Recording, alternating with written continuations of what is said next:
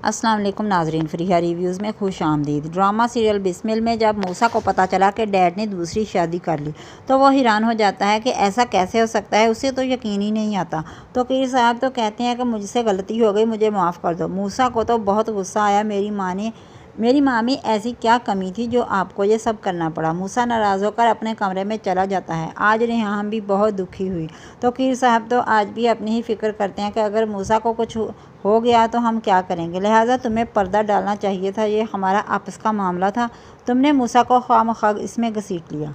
अब रेहान मूसा को समझाती है, उसके कमरे में चली गई और ऐसे महसूस करती है कि मुझे कोई दुख नहीं, तुम परेशान मत हो, तुम्हें तुम्हारे डैड से कोई अलग नहीं कर सकता। मगर मूसा तो अपने वालिद से बदगुमान हो गया कि मेरा उनसे कोई रिश्ता नहीं, वो इनसे बात भी नहीं करना चाहता। रेहान भी तौकीर साहब के साथ उस कमरे में नहीं रहना चाहती, इसलिए मूसा के कमरे में शिफ्ट हो गई।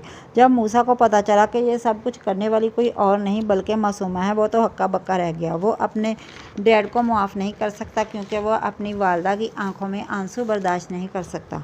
उधर दूसरी जानिब मासूमा के वालिद का इंतकाल हो जाता है। मासूमा और उसकी वालदा मैयत को लेकर पुराने घर शिफ्ट हो गई। तौकीर साहब से भी कोई राब्ता नहीं हो रहा। मासूमा की वालदा अपनी बेटी से बहुत नाराज़ हैं कि जिस शख्स की खातर तुमने इतना बड़ा जुआ खेला वो आज तुम्हें इस तरह तकलीफ़ में छोड़कर चला गया।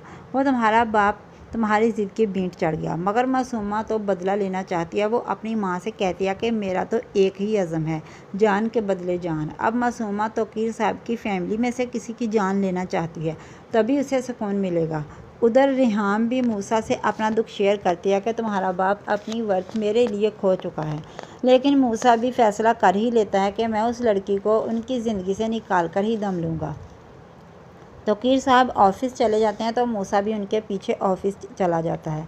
डैड, अगर आप सब कुछ पहले की तरह देखना चाहते हैं कि मैं आप पर पहले की तरह इतबार करूं तो आपको उस लड़की को छोड़ना होगा। लेकिन तौकीर साहब इस बात पर आमादा नहीं होंगे।